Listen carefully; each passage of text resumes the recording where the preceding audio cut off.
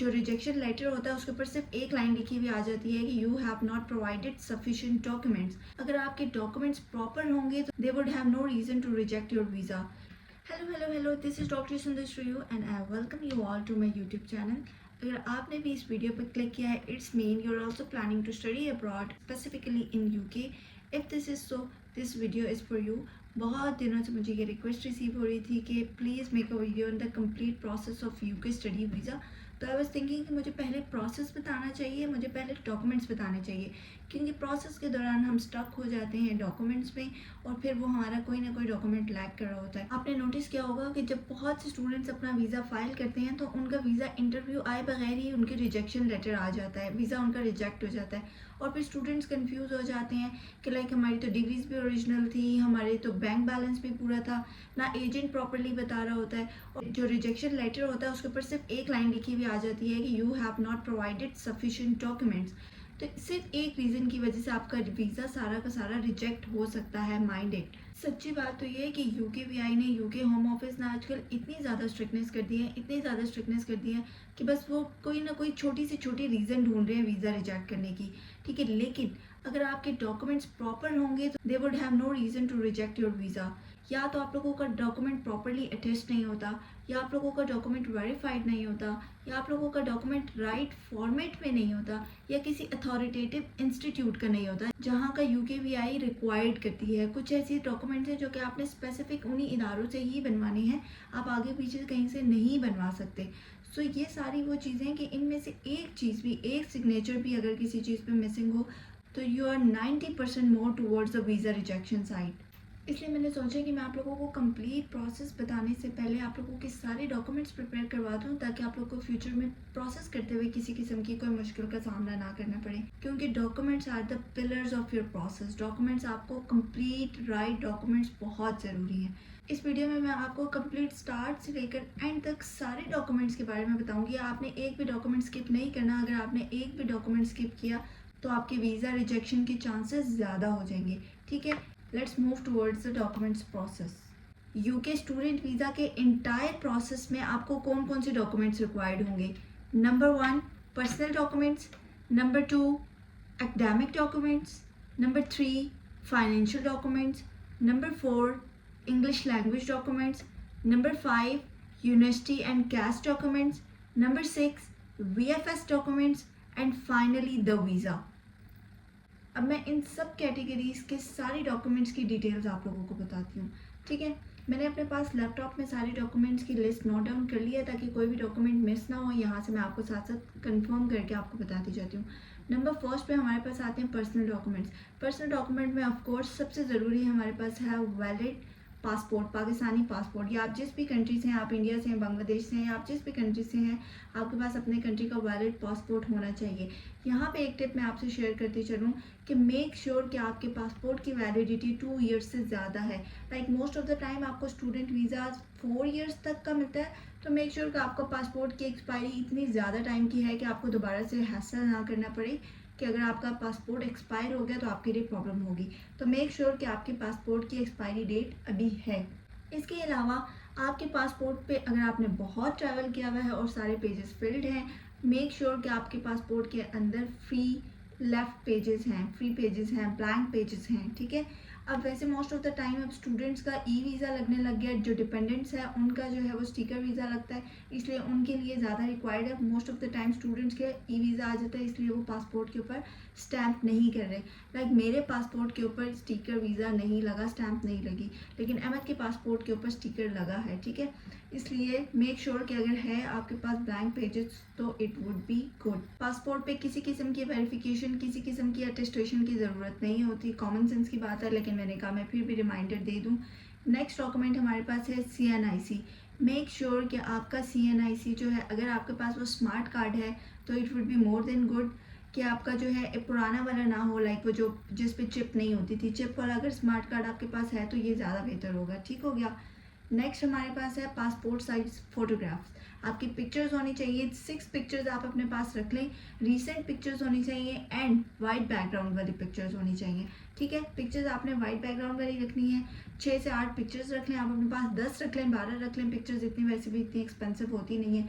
आपको किसी भी टाइम पे कहीं पे भी आपको अचानक से पिक्चर की ज़रूरत पड़ सकती है और आप जब अर्जेंटली वहाँ पे जब प्रिंट आउट करवाएंगे तो वो आपको फिर टाइम भी आपका वहाँ पे लगेगा, एक्स्ट्रा मनी भी लगेगी, इसलिए ये है कि बिफोर हैंड आप अपने पास पिक्चर्स प्रिंट करके रख लें। These were the personal documents. Okay, अब हम चलते हैं नेक्स्ट एकेडमिक डॉक्यूमेंट्स की तरफ। डेफिनेटली आप स्टूडेंट वीज़ा पे जा रहे हैं तो these are very very very very important documents. अब हमारे पास एकेडमिक डॉक्यूमेंट्स में क्या आता है? एकेडमिक डॉक्यूमेंट्स में हम स्टार्ट करते हैं आपके मैट्रिक के डॉक्यूमेंट से। ठीक है, अगर तो आप पाकिस्तानी हैं तो आपको मेरी इस वीडियो से बिल्कुल स्टेप बाय स्टेप सारी हेल्प आउट हो जाएगी। लेकिन अगर आप इंडियन हैं, क्योंकि बहुत सारे इंडियन स्टूडेंट्स और बांग्लादेशी स्टूडेंट्स भी मुझे मैसेज कर रहे थे, तो आपके लिए मैं ये बताती चलूँ कि आपने जहाँ से अपनी क्वालिफिकेशन कंप्लीट की है, आपका जो अथॉरिटेटिव इंस्टीट्यूट है, आपने वहाँ से जाके अपने डॉक्यूमेंट्स अटेस्ट करवाने हैं, वेरीफाई करवाने हैं। ठीक हो गया। फॉर पाकिस्तानी स्टूडेंट्स आपने कहाँ से स्टार्ट करना है? आपने स्टार्ट करना है अपने मैट्रिक के डॉक्यूमेंट से। मैट्रिक के आपके पास 2 डॉक्यूमेंट्स होंगे, एक आपके पास होगी मार्कशीट, एक आपके पास होगा सर्टिफिकेट जिसको हम डिग्री भी बोलते हैं। ठीक है, आपने अपने मार्कशीट और डिग्री सर्टिफिकेट दोनों की ओरिजिनल प्लस कॉपी, आपका जो रेलिवेंट बोर्ड है, आपने अपने ये मैट्रिक के डॉक्यूमेंट्स अपने रेलिवेंट बोर्ड पे लेके जाके वहाँ पे आपने उनको वेरीफाई करवाना है। ठीक हो गया। फॉर एग्जांपल मेरा फेडरल बोर्ड था, मैंने मैट्रिक फेडरल बोर्ड से किया था, तो मैंने मैट्रिक की डिग्री और अपने मैट्रिक की मार्कशीट फेडरल बोर्ड से, जो कि इस्लामाबाद में ऑफिस है, मैंने वहाँ से उनसे वेरीफाई करवाई थी। मैं आप लोगों को ये भी हेल्प आउट कर दूँ कि आपने वहाँ पे जाना है। ठीक है, फेडरल बोर्ड के ऑफिस में, इस्लामाबाद में उनका ऑफिस है। ठीक हो गया, वहाँ पे जाके उन्होंने सारी सेल्फ सर्विस है। ठीक है, वहाँ पे मशीन्स लगी होंगी, वहाँ पे आपने उन वेरीफाइड कॉपी आपने वहाँ से निकालनी है, आपने चालान पे करना है। आई थिंक 1 कॉपी का 1000 रुपीज़ समथिंग इतनी कोई प्राइस है, मैंने शायद 1000 पे की थी, मैं कंफर्म करूँगी, लेकिन इतनी प्राइस है। वहाँ पे आपने उनको चालान पे करना है, वो आपको एक पेपर दे देंगे। ठीक है, वो आपकी डिग्री ही होगी और आपकी मार्कशीट ही होगी, लेकिन उसके ऊपर बैकग्राउंड में वेरीफाइड लिखा हुआ आ रहा होगा, वो आपके पास वेरीफाइड डॉक्यूमेंट होगा। फिर आपने वो वेरीफाइड डॉक्यूमेंट्स लेकर जाने हैं स्टूडेंट, चाहे आपने फेडरल बोर्ड से करवाया, चाहे आपने पेशावर बोर्ड से करवाया, चाहे आपने मरदान बोर्ड से करवाया, चाहे आपने पिंडी बोर्ड से करवाया, आप कहीं से भी करवाएं, आपने वो वेरीफाइड डॉक्यूमेंट्स लेके जाने हैं IBCC के ऑफिस में। IBCC, ठीक है, आपने उनके ऑफिस में लेके जाना है, वहाँ पे आपके उन वेरीफाइड डॉक्यूमेंट्स की अटेस्टेशन होगी। ठीक हो गया। इसके बाद आ जाते हैं हमारे इंटरमीडिएट के डॉक्यूमेंट्स। आपका जो कॉलेज जिस बोर्ड से वेरीफाइड है, आपने वहाँ पे अपने FA, FSC, ICS, ICOM whatever जो भी आपका बैकग्राउंड है, आपने उसकी मार्कशीट प्लस डिग्री, सेम वही प्रोसीजर आपने रिपीट करना है। फॉर एग्जांपल मेरा कॉलेज भी फेडरल बोर्ड ही था, तो मैंने अपने डॉक्यूमेंट्स में वहाँ से जाके सेम प्रोसीजर रिपीट किया था। ठीक है, आपने वहाँ से जाके सेम प्रोसीजर रिपीट करना है, आपने अपने वेरीफाइड डॉक्यूमेंट्स लेने हैं, उसके बाद आपने वो डॉक्यूमेंट्स लेके जाने हैं IBCC के ऑफिस में। IBCC वाले आप लोगों को वो अटेस्ट करके दे देंगे, डॉक्यूमेंट की बैक साइड पे वो एक स्टैम्प करके दे देते हैं और आपके डॉक्यूमेंट्स अटेस्ट हो जाते हैं। ठीक होगी, यहाँ तक आपके मैट्रिक और FSC के डॉक्यूमेंट की वेरिफिकेशन भी हो गई है, प्लस अटेस्टेशन भी हो गई है। हाँ, जो मेरे दूर के व्यूअर्स हैं, लाइक जो पिंडी, इस्लामाबाद और इस तरह के एरिया से दूर है, जिनको IBCC के लिए ट्रैवल करना पड़ेगा या किसी और इदारे के लिए उनको ट्रैवल करना पड़ेगा, तो मेक श्योर कि आप अर्ली मॉर्निंग आएँ, ताकि आपका इजीली एक दिन में ही दोनों जगहों से काम हो जाए। अदरवाइज आपको बार बार ट्रैवल करने की हैसल होगी। ठीक हो गया। इसके बाद अब हम नेक्स्ट मूव करते हैं आपकी बैचलर्स की डिग्री की तरफ। लाइक मैं मास्टर्स के लिए आई हूँ, मैं मास्टर्स की स्पेशलाइजेशन में आई हूँ। ठीक है, तो मेरे पास ऑलरेडी बैचलर्स की डिग्री थी। अगर तो आप UK बैचलर्स की डिग्री पे आना चाहते हैं, तो आपके जो एकेडमिक डॉक्यूमेंट्स है वो आपके मैट्रिक और FSC के ही काउंट होंगे। लेकिन अगर आप मास्टर्स के लिए आना चाहते हैं, तो ऑब्वियसली आपके जो बैचलर्स के डॉक्यूमेंट हैं वो भी ऐसे ही वेरीफाइड और अटेस्टेड होने चाहिए। अब मैं आपको बताऊं कि अब बैचलर्स के डॉक्यूमेंट्स आपने कहाँ से वेरीफाई और कहाँ से अटेस्ट करवाने हैं। जो बैचलर की आपकी मार्कशीट्स हैं, ठीक है, पर सेमेस्टर है, पर ईयर है, जिस तरह का भी आपका अपना सिस्टम था। जैसे मेरा प्रॉफ सिस्टम था, मेरे 5 ईयर्स से, मेरी डॉक्टरेट डिग्री थी, मेरे 5 ईयर्स से, मुझे 5 ईयर्स की एनुअल मार्कशीट मिलती थी। वो annual marksheet plus at the end वो सर्टिफिकेट या जिसे हम कहते हैं वो डिग्री। ठीक है, वो डिग्री आपने क्या करनी है, अपनी यूनिवर्सिटी से आपने उसको वेरीफाई करवाना है। जब वो वेरीफाई हो जाएंगी, फिर वो आपने लेके जानी है, आपने उसकी अटेस्टेशन करवानी है HEC के ऑफिस से, हायर एजुकेशन कमीशन के ऑफिस से। एंड मेक श्योर कि HEC अब ऑनलाइन सर्विसेज भी दे रहा है, तो आपने जो है अगर खुद ट्रैवल नहीं कर सकते तो आप ऑनलाइन अपॉइंटमेंट बुक करें, आप टीसीएस के थ्रू भी भिजवा सकते हैं अपने डॉक्यूमेंट्स अटेस्टेशन के लिए।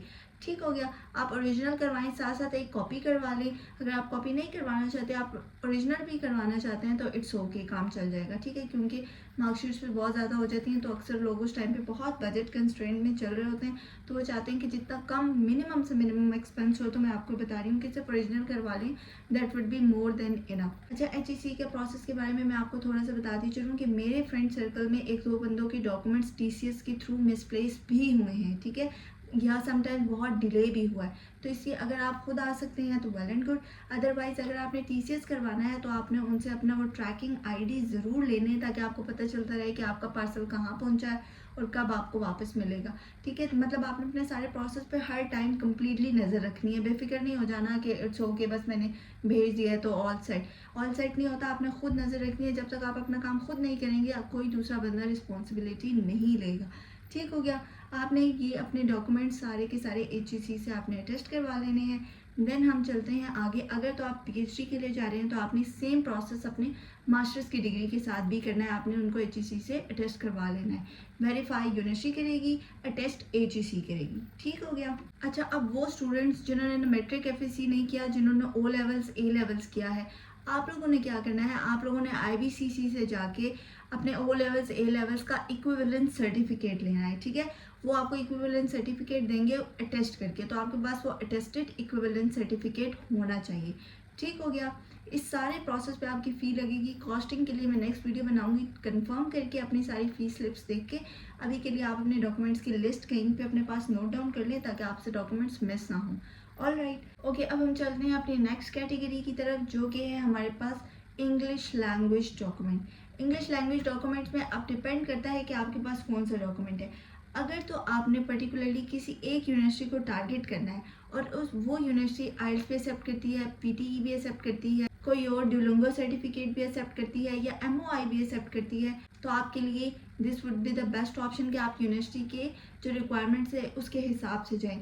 लेकिन व्हाट वुड आई सजेस्ट, मैं आपको यही बोलूँगी कि आप आइल्स कर लें, क्योंकि आइल्स जो है वर्ल्ड वाइड हर जगह एक्सेप्टेबल है। तो आप और अच्छा बैंड लेके, ठीक है, अच्छे से स्टडी कर लो। उसके लिए मैं आपको बता रही हूँ, कोई मुश्किल नहीं है। अगर आपको हेल्प चाहिए, डू कमेंट बिलो, मैं उसके ऊपर भी वीडियो बना दूंगी। बट कोई मुश्किल नहीं है, आप थोड़ा टाइम बैठ के स्टडी करें उसके लिए, and you would be good to go. ठीक हो गया। अच्छा, इसमें एक चीज़ और मैं ऐड करती चलूँ कि अगर तो आपकी यूनिवर्सिटी यूके में बहुत सी यूनिवर्सिटीज़ इस तरह हैं जो कि एमओआई एक्सेप्ट करती हैं। ठीक है, अब एमओआई क्या चीज़ है? एमओआई है मीडियम ऑफ इंस्ट्रक्शन। तो वो यूनिवर्सिटी, फॉर एग्जांपल मैंने यहाँ पे ब्रेडफोर्ड यूनिवर्सिटी में अप्लाई करना है, लेट्स सपोज, तो अगर ब्रेडफोर्ड यूनिवर्सिटी पाकिस्तान की कुछ यूनिवर्सिटी की लिस्ट प्रोवाइड करेगी कि अगर स्टूडेंट इनमें से किसी एक यूनिवर्सिटी में से है तो उसको आइल्स नहीं देना, उसका आइल्स वेव ऑफ हो जाएगा, और वो सिर्फ और सिर्फ अपनी यूनिवर्सिटी से एक लेटर बना के दे दे, जिस लेटर में ये लिखा हो कि हाँ, इस बच्चे ने हमारे पास पढ़ाई इंग्लिश लैंग्वेज में की है, मीन्स कि हमारा मीडियम ऑफ इंस्ट्रक्शन और स्टडीज़ जो था वो इंग्लिश लैंग्वेज था, तो हम ये एमओआई आपको दे रहे हैं। तो वो एमओआई आपने ब्रेडफोर्ड यूनिवर्सिटी में सबमिट करवाना है आइल्स की जगह पे, और आपको आइल्स नहीं देना पड़ेगा। लेकिन लेकिन लेकिन मैं आपको एक बात बताऊं, केपीके की most of the universities in list में नहीं आती, और बाकी यूनिवर्सिटीज़ में आपको डबल चेक कर लेना चाहिए। अगर आप किसी कंसल्टेंट के थ्रू अपना प्रोसेस करवा रहे हैं, या आप अपना प्रोसेस खुद कर रहे हैं, पहले अगर तो आप अपने कंसल्टेंट के थ्रू करवा रहे हैं तो आप कंसल्टेंट से कह के कंफर्म करवा लें। अदरवाइज आप यूनिवर्सिटी को खुद ईमेल करके उनसे पूछ लें कि this is my university, do you accept MOI for this और नॉट। ठीक है, अगर तो एक्सेप्ट करते हैं तो गुड, आपकी बहुत सारे 60 to 70,000 रुपीज़ आइल्स के सेव हो जाएंगे। और अगर वो एक्सेप्ट नहीं करते तो फिर you have to go for the aisles, फिर दूसरा और कोई ऑप्शन नहीं है। ओके, अब हम आ जाते हैं मोस्ट सेंसिटिव और मोस्ट स्ट्रेस गिविंग डॉक्यूमेंट की तरफ, जो कि है हमारे पास फाइनेंशियल डॉक्यूमेंट। एंड लिटरली सबसे ज़्यादा जो बड़ा प्रॉब्लम स्टूडेंट्स के लिए होता है वो बैंक स्टेटमेंट होती है। ठीक है, अब बैंक स्टेटमेंट में आपको मैं कुछ चीज़ें बताऊं। बैंक स्टेटमेंट आपको कब सबमिट करवानी है? बैंक स्टेटमेंट आपको तब सबमिट करवानी है जब यूनिवर्सिटी आपसे डिमांड करेगी, जब यूनिवर्सिटी आपको लेटर दे देगी। ठीक है, बैंक स्टेटमेंट में each and every day count होता है। ठीक है, आपकी जो बैंक स्टेटमेंट है वो पिछले 28 दिनों से लास्ट कंसेक्टिव 28 डेज से आपके बैंक में उतना बैंक बैलेंस होना चाहिए, मस्ट। अगर आपने एक दिन भी आगे पीछे कर दिया तो your visa would be rejected. ठीक है, अब बैंक स्टेटमेंट के बहुत सारे क्वेश्चंस हैं। बैंक स्टेटमेंट की ये है कि अकाउंट किसका होना चाहिए। तो अकाउंट स्टूडेंट का अपना अकाउंट भी हो सकता है, स्टूडेंट के पेरेंट्स का भी अकाउंट हो सकता है। और अगर जो पेरेंट्स का अकाउंट है, इट्स मीन कि वो पेरेंट्स आपको स्पॉन्सर करें, तो उसके लिए फिर आप लोगों को एक लेटर बनाना पड़ेगा, एफिडेविट बनाना पड़ेगा, जिसमें आप लोगों को ये मेंशन करना है कि मेरा फॉर एग्जांपल मेरे फादर है, लेट्स सपोज मेरे फादर मुझे स्पॉन्सर करें, तो मैं अपने फादर के साथ एक एफिडेविट बनाऊंगी जिसमें मेरे फादर ये स्टेट करेंगे कि yes I am the father of Sundas Qureshi, मैं उनको स्पॉन्सर कर रहा हूँ फॉर स्टडीज़, और ये मेरा बैंक बैलेंस है और ये मैंने सुंदस के स्पॉन्सर के लिए रखा है। ठीक हो गया। उस एफिडेविट के मेन कंपोनेंट क्या है? उस एफिडेविट के मेन कंपोनेंट है आपने अपने स्पॉन्सर के साथ अपना रिलेशन शो करना है, ठीक है। और ये चीज़ हाईलाइट करनी है कि ये जो मनी है, ये जो बैंक बैलेंस है, ये सुंदस की स्टडी के लिए वहाँ पे स्टे के लिए अवेलेबल है, नॉट सुंदस की, आपकी। ठीक हो गया, जो आपको स्पॉन्सर कर रहा है आपके साथ। ऑल राइट, समझ आ गई। अब एक और चीज़ आपने माइंड में रखनी है, जब भी आप अपने बैंक से बैंक स्टेटमेंट लेने जाएंगे, आपने मेक श्योर करना है कि उसके ऊपर ब्रांच की स्टैम्प हो और ब्रांच मैनेजर की सिग्नेचर हो, मस्ट। ठीक है, ये चीज़ आपने मस्ट मेक श्योर करनी है। एक आप बैंक से लेकर आएंगे अपने बैंक स्टेटमेंट की कॉपी, ठीक है। आपने उनसे स्क्रीनशॉट नहीं लेना, आपने उनके सिस्टम की पिक्चर नहीं लेनी, दीज आर नॉट एक्सेप्टेबल। आपने प्रिंटेड बैंक स्टेटमेंट लेनी है, कंप्लीट बैंक के लोगो शोगो सारी डिटेल के साथ, बैंक की स्टैम्प के साथ, बैंक मैनेजर के सिग्नेचर के साथ। एक आप डॉक्यूमेंट ये लेकर आएंगे बैंक से। दूसरा डॉक्यूमेंट आपने लेकर आना है बैंक से, जो कि है बैंक बैलेंस सर्टिफिकेट। ठीक है, बैंक बैलेंस सर्टिफिकेट भी आपको मैनेजर साइन करके देगा, स्टैम्प करके देगा। ये दोनों चीज़ें आपने बैंक की मैनेजर की साइन एंड स्टैम्प के बगैर बिल्कुल नहीं देनी। मैं आपको बार बार ये चीज़ रिमाइंड करवा रही हूँ कि ये आपने साइन एंड स्टैम्प के बगैर एक्सेप्ट नहीं करनी। कोई पिक्चर नहीं लेनी, कोई स्क्रीनशॉट नहीं लेना, हार्ड कॉपीज लेकर आनी है। ठीक हो गया। अच्छा, एक और चीज़ जो मैं पहले ही मेंशन कर चुकी हूँ, लेकिन उसको मैं एक और एंगल से भी आपको बता दूँ कि जो आपने फॉर एग्जांपल आपका स्पॉन्सर कोई और है, आपका स्पॉन्सर आपके फादर है, तो आपने क्या करना है, आपने उनके साथ रिलेशन शो करने के लिए एफिडेविट बनाना है। ये आपके बैंक बैलेंस को भी स्ट्रेंथन करेगा, लाइक स्पॉन्सरशिप को भी स्ट्रेंथन करेगा, प्लस आपका उनके साथ रिलेशन का भी प्रूफ होगा। आप बर्थ सर्टिफिकेट दिखा सकते हैं, आप अपने आईडी कार्ड की कॉपी लगा सकते हैं, आप एक एफिडेविट बना सकते हैं। एफिडेविट बना लें तो ये ज़्यादा अच्छा होगा, ठीक है। उससे आपकी बैंक स्टेटमेंट भी स्ट्रॉन्ग हो जाएगी और आपका रिलेशन भी स्ट्रॉन्ग हो जाएगा। तो इस तरीके से आपका एफिडेविट एक नेक्स्ट डॉक्यूमेंट बन जाएगा which will support your file, visa file. तो ये तो सारे वो डॉक्यूमेंट्स हो गए जो आपने प्रोसेस करने से पहले रेडी रखने हैं। इन सब की बेस पे आप अपना प्रोसेस करेंगे। ठीक हो गया। इसके बाद जब आप प्रोसेस अपना स्टार्ट करेंगे और इंशाल्लाह जब आपको यूनिवर्सिटी से रिस्पांस आ जाएगा, तो फिर आपको यूनिवर्सिटी कुछ डॉक्यूमेंट्स देगी। वो डॉक्यूमेंट्स कौन से होंगे, वो डॉक्यूमेंट्स क्यों इंपॉर्टेंट है, वो आपकी वीज़ा फाइलिंग के लिए इंपॉर्टेंट होंगे। अगर तो इंशाल्लाह जब आपको यूनिवर्सिटी एक्सेप्ट कर लेती है, तो वो आपको सबसे पहले एक लेटर भेजेगी जो होगा ऑफर लेटर। ठीक हो गया। अब वो ऑफर लेटर 2 टाइप्स का हो सकता है। ऑफर लेटर आपका कंडीशनल भी हो सकता है और अनकंडीशनल भी हो सकता है। दोनों में क्या फ़र्क है? अनकंडीशनल ऑफर लेटर ये होगा कि आपकी यूनिवर्सिटी कहेगी कि okay you are all good, आपके किसी भी डॉक्यूमेंट में कोई भी चीज़ की किसी भी चीज़ की कमी नहीं है, you are good to go, आप अपना वीज़ा फाइल कर लें। लेकिन ऐसे बहुत कम होता है, कोई ना कोई डॉक्यूमेंट रह जाता है, लेकिन इतने घबराने की बात नहीं है। यूनिवर्सिटी आपको साथ साथ स्टेप बाय स्टेप बताती जाएगी कि आपका ये डॉक्यूमेंट मिसिंग है, प्लीज़ प्रोवाइड दिस। तो आपने उनको वो डॉक्यूमेंट दे देना है, then they will respond back. अब मैं दूसरा आपको बता रही हूँ कंडीशनल। सिंपल इज दिस कि अगर आपका कोई भी डॉक्यूमेंट मिसिंग होगा तो वो आपको कंडीशनल ऑफर लेटर में वो चीज़ मेंशन कर देंगे। फॉर एग्जांपल मेरी यूनिवर्सिटी ने मुझे कहा कि आपको हम एडमिशन ऑफर कर रहे हैं, लेकिन आप उससे पहले हमें अपना टीबी टेस्ट, जो आपकी बैंक स्टेटमेंट है, वो आप हमें प्रोवाइड कर दें। तो वो ऑफर लेटर था, बट वो कंडीशनल ऑफर लेटर था। मीन्स कि उसमें मैंने ये 2 चीज़ें, ये 2 कंडीशंस फुलफिल करनी थी और ये 2 डॉक्यूमेंट्स मैंने उनको प्रोवाइड करने थे। ठीक हो गया। जब आपने अपनी यूनिवर्सिटी की वो कंडीशंस पूरी कर लेंगे, अपने डॉक्यूमेंट्स आप उनको वापस सेंड कर देंगे जो रिक्वायर्ड थे, फिर यूनिवर्सिटी आपको एक डॉक्यूमेंट देगी जिसका नाम होगा CAS letter, and you will be so happy to see that. CAS letter है CAS, कैश लेटर। ठीक है, इसका मतलब है कंफर्मेशन ऑफ एक्सेप्टेंस लेटर, कि आपकी सारी रिक्वायरमेंट फुलफिल हो गई है, अब आपका हमारे पास एडमिशन कंफर्म हो गया है। वो आपका होगा फाइनल यूनिवर्सिटी की तरफ से लेटर। उस कैश लेटर के ऊपर आपका कैश नंबर होगा, आपका स्पॉन्सर नेम होगा, मतलब जो आपकी यूनिवर्सिटी होगी ना वो आपका स्पॉन्सर होगी यूके में। आपका कोर्स नेम होगा, आपका स्कॉलरशिप होगी, आपका स्टे होगा, स्टे का टाइम होगा यूके में, like each and every detail आपकी वहाँ पे मेंशन होगी। ठीक हो गया।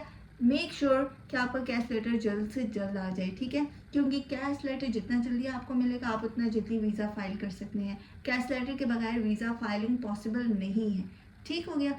जब आपके पास कैश लेटर आ जाएगा अब आपने बढ़ना है एम्बेसी के काम की तरफ, वीज़ा फाइलिंग की तरफ। ओके, अब भैया आपने फाइलिंग करनी है वीज़ा की। उसके लिए आपने क्या, सबसे पहले आपको क्या चाहिए, वैसे कुछ यूनिवर्सिटीज़ जो हैं वो पहले खुद ही टीबी टेस्ट भी रिक्वायर कर लेती हैं, कुछ नहीं मांगती। तो जब यूनिवर्सिटी टीबी टेस्ट नहीं मांगती तो वो वीएफएस वाले मांग लेते हैं, ठीक है, वो वीज़ा फाइलिंग ऑफिस वाले मांग लेते हैं। ठीक हो गया।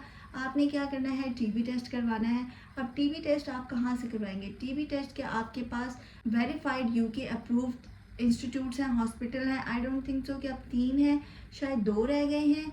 मैं उनका नेम स्क्रीन पे मेंशन कर दूंगी, ठीक है। एक आईओएम है और एक अल अजीज़ मेडिकल सेंटर है, यस आई रिमेंबर। तो ये 2 हैं, सिर्फ आप यहाँ से ही जाके अपना टीबी टेस्ट करवा सकते हैं। मैं आपको एक चीज़ यहाँ पे मेंशन करना चाहूँगी कि आप प्लीज़ प्लीज़ प्लीज़ आप जो है 3 महीने पहले ही अपना टीबी टेस्ट करा लें, क्योंकि अगर एक ऑफिस से आपका टीबी टेस्ट, एक हॉस्पिटल से आपका टीबी टेस्ट क्लियर नहीं होता, लेट सपोज पाकिस्तान में इतनी ज़्यादा पोल्यूशन है, अक्सर लोग पैसिव स्मोकिंग करते हैं, अक्सर लोग प्रॉपर स्मोकिंग करते हैं, तो स्मोकिंग की वजह से भी उनके लंग्स पे कोई ना कोई स्कार शो हो जाता है, तो दे थिंक कि इस बंदे को टीबी है और वो उसका टीबी टेस्ट नेगेटिव में डाल देते हैं। और अगर आपका टीबी टेस्ट नेगेटिव हो तो आप वीज़ा फाइल नहीं कर सकते, और फिर वो आप रिपीट करेंगे दोबारा आई गेस 3 मंथ्स बाद। तो इसलिए मैं आपको ये सजेस्ट करूँगी, ये रिकमेंड करूँगी कि आप अपना टीबी टेस्ट 3 मंथ्स पहले करवा लें, क्योंकि वो वेस्ट तो होगा नहीं, आप लोगों का टाइम भी सेव हो जाएगा। और उससे ये होगा कि खुदा न खास्ता अगर आपका टीबी टेस्ट में नेगेटिव आता है, आपको दोबारा अप्लाई करने के लिए टाइम मिल जाएगा, ठीक है। इस तरह आपका वीज़ा एप्लीकेशन भी लेट नहीं होगी। उसके बाद आपने क्या करना है, online visa application form fill करना है, ठीक है।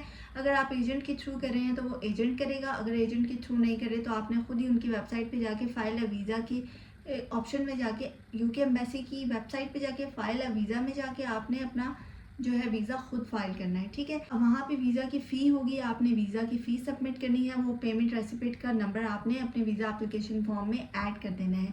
इसके अलावा आपने यहाँ पे इस स्टेप पे एक और फ़ी सबमिट करवानी है, जो कि है IHS फ़ी, जो इंटरनेशनल हेल्थ इंश्योरेंस फ़ी है। आई गेस ये बनता है, लेकिन ये है हेल्थ इंश्योरेंस फ़ी है। ठीक हो गया। ये NHS के लिए, यहाँ पे यूके में आके NHS के लिए, हेल्थ सिस्टम के लिए आपने हेल्थ इंश्योरेंस फ़ी पे करनी है। ये जितनी भी कॉस्ट है मैं नेक्स्ट वीडियो में आपको सारी स्टेप बाय स्टेप सारी कॉस्टिंग बता दूंगी, so it would be easy for you to calculate the entire budget, ठीक है, कि कितना एक्सपेंस आ रहा है। फिर आपने क्या करना है, इस्लामाबाद के VFS ऑफिस में जाना है, आपने वहाँ पे जाके अपना बायोमेट्रिक करवाना है, वहाँ से आपने अपनी अपॉइंटमेंट लेनी है। जब वहाँ पे आपकी अपॉइंटमेंट होगी आपके सारे फिंगरप्रिंट्स लिए जाएंगे, सब कुछ लिया जाएगा। अगर तो आप स्टूडेंट हैं तो आजकल ये हो रहा है कि स्टूडेंट्स का वो पासपोर्ट स्कैन करके उसी दिन वापस कर देते हैं 3 to 4 आवर्स में। और जो अगर आपके साथ कोई डिपेंडेंट है तो वो आपको क्या करेंगे, डिपेंडेंट का पासपोर्ट रख लेंगे और वो जब आपका वीज़ा का रिस्पांस आएगा उस टाइम वापस करेंगे। ठीक हो गया। अब फिर आपने अपना स्टूडेंट का पासपोर्ट लेके वापस घर आ जाना है। यहाँ तक आपका प्रोसेस कंप्लीट हो जाएगा। इसके बाद आपने वेट करना है, इंशाल्लाह आपका वीज़ा जब आ जाएगा, आपको वीज़ा की ईमेल आएगी, तो आपने अपना वीज़ा लेके, आप जो आपको वीज़ा की ईमेल आएगी उसी में वहाँ पे लिखा होगा एक्टिवेट योर वीज़ा, तो आपने वहाँ पे उस लिंक पे क्लिक करना है और अपना जो वीज़ा है उसको एक्टिवेट कर लेना है। उसको हम कहते हैं ई-वीज़ा। वो फिर आपका फाइनल प्रूफ हो जाएगा कि नाउ यू आर डन, आपका वीज़ा फाइनलाइज हो गया। और अगर आपका पासपोर्ट उनके पास है, किसी डिपेंडेंट का पासपोर्ट VFS वालों के पास है, तो आपने क्या करना है, जाके उनसे अपना पासपोर्ट कलेक्ट करना है और उसके बाद आके आपने उनका भी, डिपेंडेंट का भी जो वीज़ा आया होगा, उनको ईमेल भी रिसीव हुई होगी, वहाँ से आपने उस ईमेल पे क्लिक करना है और उस पर जाके आपने अपना वीज़ा एक्टिवेट करवा लेना है, and that would be the e visa. ठीक हो गया। यहाँ पे आके आपका वीज़ा इंशाल्लाह कंप्लीट हो जाएगा। कुछ ऐसे डॉक्यूमेंट्स हैं जो कि सिचुएशन टू सिचुएशन वेरी करते हैं कि आपको किस टाइम पे चाहिए होंगे, और किसी को चाहिए होते हैं, किसी को ज़रूरत पड़ती है, किसी को नहीं।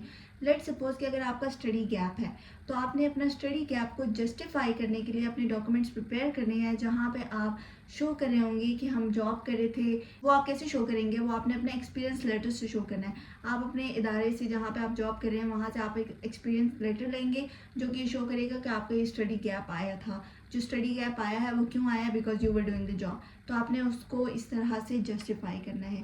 ठीक हो गया। आप डिफरेंट कोर्सेज के सर्टिफिकेट्स लगा सकते हैं, आप डिफरेंट जॉब लेटर्स लगा सकते हैं। लाइक आपने बताना है, ये चीज़ प्रूफ करनी है कि इस टाइम पीरियड में आप फ्री नहीं थे, आप कुछ ना कुछ कर रहे थे, ठीक है, और उनको वैलिड होना चाहिए। और सेकंड डॉक्यूमेंट है आपके पास पर्सनल स्टेटमेंट या रिसर्च प्रपोजल। अगर तो आप सिंपल किसी प्रोग्राम की तरफ जा रहे हैं तो वहाँ पे आपको चाहिए होगा पर्सनल स्टेटमेंट। वो आप ये आपको किस टाइम पे चाहिए, ये आपको उस स्टेप पे चाहिए होगा जब आप यूनिवर्सिटी में अप्लाई कर रहे होंगे और आप अपना प्रोग्राम देखेंगे कि अगर आपको अपना रेलेवेंट प्रोग्राम मिल जाता है, आपने देखना है कि उस प्रोग्राम की स्पेसिफिकेशंस क्या है, उनके कोर्सेज क्या हैं, फिर आपने क्या करना है, अपनी पर्सनल स्टेटमेंट बनानी है उस प्रोग्राम के फीचर्स के रेलेवेंट। आपने ये शो करना है कि मैं इनमें इंटरेस्टेड हूँ, ये मेरे बैकग्राउंड से किस तरह से अलाइन करती है और मैं फ्यूचर में इनको किस तरह से परस्यू कर सकता हूँ। तो आपने इस तरीके से अपनी पर्सनल स्टेटमेंट उस टाइम पे बनानी है। प्लस अगर आप किसी रिसर्च प्रोग्राम के लिए अप्लाई कर रहे हैं तो आपने इसी तरीके से जो रिसर्च का एरिया मेंशन है, जो आप करना चाहते हैं, जो किसी यूनिवर्सिटी में अवेलेबल है, आपने वो एरिया पिक करना है और उससे रेलेवेंट आपने रिसर्च प्रपोजल तैयार करना है। तो ये आप उसी टाइम पे जब आप प्रोसेस में होंगे, आप अप्लाई करे होंगे, आप यूनिवर्सिटीज़ कोर्सेज हंट करे होंगे, उसके रेलेवेंट फिर आप ये बना सकते हैं। लेकिन समटाइम्स ये भी बहुत मैंडेटरी होता है। ठीक हो गया। तो ये थे वो सारे डॉक्यूमेंट जो कि बिल्कुल स्टार्ट से एंड तक आप लोगों को चाहिए होंगे सारे यूके वीज़ा प्रोसेस में। ठीक है, अगर आपको ये वीडियो अच्छी लगी है तो give it a thumbs up. इसके अलावा अगर आपको कोई क्वेश्चन हो, कोई क्वेरी हो, कुछ भी पूछना हो, कोई टॉपिक जानना हो या इसी प्रोसेस में हेल्प चाहिए हो तो do comment below. I am planning to make more videos on this topic to help you out. अगर तो आपको ये वीडियो पसंद आई है तो give it a thumbs up, like करें, कमेंट करें, शेयर करें, do whatever you want. लेकिन इसके अलावा अगर आपका कोई क्वेश्चन है, कोई क्यूरी है, जो कमेंट बिलो। अगर आप चाहते हैं मैं किसी चीज़ पे फर्दर वीडियो बनाऊं, किसी पर्टिकुलर टॉपिक पे, do let me know. I would be happy to share with you guys my experiences. ठीक है, कोई भी हेल्प चाहिए हो तो डू लेट मी नो। आप मुझे इंस्टाग्राम पे डीएम कर सकते हैं, आप यूट्यूब के नीचे भी कमेंट कर सकते हैं। तो ये थी हमारी आज की video. I hope it would be helpful for you. If you like it give it a thumbs up. Until next time, अल्लाह हाफिज़।